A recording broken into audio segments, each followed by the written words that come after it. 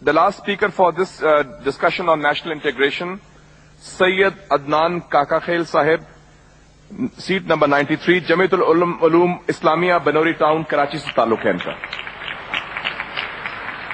جامعہ علوم الاسلامیہ بنوری ٹاؤن کراچی. میرے ساتھیوں نے کل بھی اس موضوع کے اوپر بہت اچھی باتیں کی. آج کوشش کروں گا انہی باتوں کی روشنی میں اس کو بالکل مختصر انداز میں پیش کروں. اس میں دو رائے نہیں ہے کہ ہمارا سب سے بڑا بحران نظریاتی یکجہتی، فکری وحدت اور اتحاد و اتفاق سے محرومی ہے. مگر سوچنے کی بات یہ ہے کہ یہ محرومی 58 سال گزرنے کے باوجود ابھی تک کیوں ہے.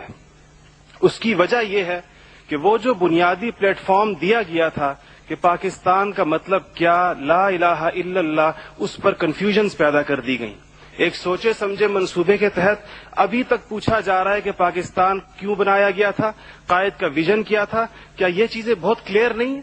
اور کیا اس سوال کا جواب میں یا آپ دے سکتے ہیں یا وہ نسل دے سکتی ہے جس نے تخلیق پاکستان کے خاکے میں اپنے خون سے رنگ بھرا تھا؟ یہ ان کی روحوں کے ساتھ مذاق ہے، یہ ان کی روحوں کے ساتھ مذاق ہے، یہ ان کی قربانیوں کا مذاق ہے کہ جی آپ تو کٹ مرے، ہمیں سمجھ ہی نہ آیا کہ آپ کا مسئلہ کیا تھا. ہمارا دوسرا بڑا مسئلہ امن و امان کی دیگرگوں صورتحال ہے، اور بدقسمتی سے اس کو بعض اوقات کہا جاتا ہے کہ اسلام ذمہ دار ہے. حالانکہ قرآن کا مطالعہ بتاتا ہے کہ سب سے زیادہ اسلام امن و امان کے اوپر زور دیتا ہے. ابراہیم علیہ السلام کی دعا تو ذرا دیکھیے. معیشت کی بات بعد میں کرتے ہیں، اکانومی کی بات بعد میں کرتے ہیں، پہلے امن کی بات کرتے ہیں. فرماتے ہیں رب اجعل ھذا البلد آمنا، الہی میری اس بستی کو امن کا گہوارہ بنا دے. پھر فرماتے ہیں وارزق اہلہ من الثمرات، اس میں رہنے والوں کو ان کی معیشت بھی ٹھیک کر دیجیے. اور اللہ تعالیٰ بھی جب اپنے انعامات گنواتے ہیں تو فرماتے ہیں ابراہیم علیہ السلام کو کہ وَإِذْ جَعَلْنَا الْبَيْتَ مَثَابَةً لِلنَّاسِ وَأَمْنًا، ہم نے آپ کو ایک ایسی جگہ بسایا جس کو بار بار آنے کی جگہ اور امن کا گہوارہ بنایا. یہ تو بات بالکل واضح ہے. مسئلہ یہ ہے ہمارا امن و امان تباہ کیوں ہوا، ہمارا نوجوان کس طرح دہشت گردوں کا آلہ بنا، اور ہم روز بروز لا قانونیت کی دلدل میں کیوں دھسے جا رہے ہیں. جناب صدر، نوٹ کرنے کی بات ہے کہ یہ سبق اس کو کسی مذہب نے نہیں سکھایا، یہ سبق اس کو کسی دین نے نہیں بتایا. یہ طبقاتی تفریق، استحصالی نظام، ٹیلنٹ کی بے قدری، تعلیمی ڈھانچے کا کھوکھلا پن، بے انتہا کرپشن اور اختیارات کی ناجائز استعمال، وہ خوفناک مسائل ہیں جو نوجوان کو اس طرف لے کر گئے ہیں. آپ یہ مسائل حل کر دیجئے، آپ یہ مسائل حل کر دیجئے، پھر دیکھیے یہ نوجوان دہشت گرد ہے یا امن پسند ہے. ہمارا تیسرا سب سے بڑا مسئلہ جو اس وقت بہت اہمیت کا حامل ہے، جمہوری روایات کا فقدان ہے. ہم ابھی تک حقیقی جمہوری کلچر اور عوامی مینڈیٹ کے احترام کے ماحول کو پیدا کرنے میں ناکام رہے ہیں.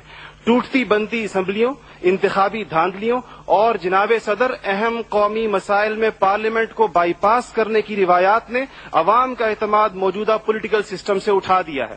اس کے لیے ہمیں اپنے اس پڑوسی ملک سے سبق سیکھنا چاہیے جہاں سے مشاہد صاحب تشریف لائے ہیں اور آپ عنقریب جانے والے ہیں. ان کی اور ہماری تاریخ آزادی ایک ہی ہے. ان کو اور ہمیں اور ان کو ایک جتنا وقت ملا ہے، مگر انہوں نے اپنے ہاں جمہوری اقدار کو اتنا مضبوط کر دیا ہے کہ حکومت کتنی ناکام ثابت کیوں نہ ہو جائے، کوئی بھی افتاد ٹوٹ پڑے، یہ نہیں ہو سکتا کہ فوج بیرکوں سے نکلے اقتدار میں آ کر بیٹھ جائے. اسی طرح جناب صدر میں یہ سمجھتا ہوں کہ آج اس ہال میں لگی ہوئی قائد کی تصویر آپ سے پوچھ رہی ہے، آگے آپ کھڑے ہوئے ہیں کہ جنرل تم تو سرحدوں کے رکھوالے ہو، تم کو ایوان اقتدار کی راہ کس نے دکھائی ہے. اور جناب والی، جناب اعلی، ہمارا تیسرا سب سے بڑا مسئلہ ایلیٹ کلاس اکانومی ہے. آپ کے اعداد و شمار کے جادوگر کہہ رہے ہیں کہ معیشت ترقی کر رہی ہے، زر مبادلہ کے ذخائر بڑھ رہے ہیں، قرضے کم ہو گئے ہیں، کشکول ٹوٹ گئی ہے. آپ بار بار کہتے ہیں پہلے ہم مانگنے جاتے تھے، اب ہم دینے جاتے ہیں، اور عوام حیران ہے کہ خدایا کیا ماجرا ہے. معیشت ترقی کر رہی ہے، غریب کا چولہا بجھ رہا ہے، زر مبادلہ کے ذخائر بڑھ رہے ہیں، پٹرول کی قیمتیں آسمان سے باتیں کر رہی ہیں، روپے کی روپے کی قیمت ڈی ویلیو ہوتے ہوتے کہاں آ کھڑی ہوئی ہے. اور اس کے بعد ایک اور بات جناب صدر, آپ نے کہا کہ بسنت منانے سے کچھ نہیں ہوتا.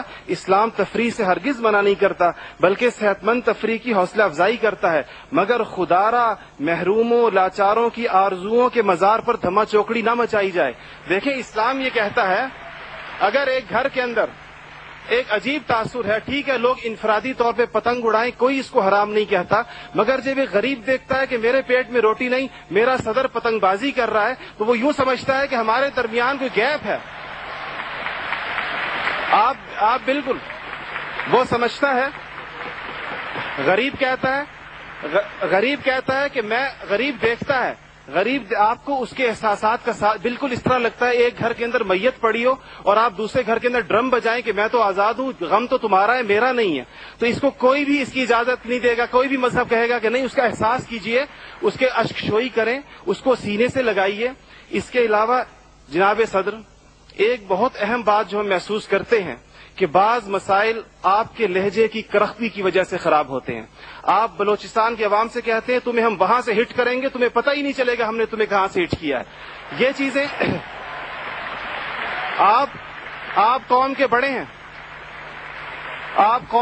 ہیں, آپ کو بالکل قوم سے اس انداز میں گفتگو کرنی چاہیے جس طرح آپ اپنے بیٹے بلال سے گفتگو کرتے ہیں. آپ کو اس کے جناب صدر آپ کا لہجہ جو ہے, وردی کی بات میری بہن نے کی, وردی کی بات تو آپ نے خود 14 کروڑ عوام سے کہا تھا میں 31 دسمبر کو اتار دوں گا, پھر قوم کے وسیع تر مفاد میں آپ وعدے سے مکر گئے. تھینک یو جی, شکریہ, مہربانی, تھینک یو. آپ کا ٹائم ہو گیا ہوگا جی.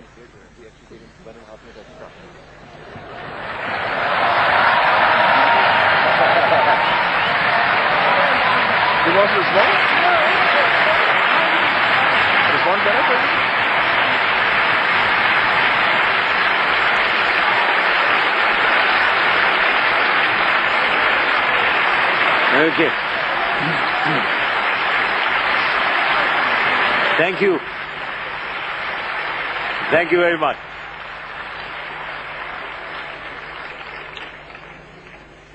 یہ ان مہمان کی کیا کہا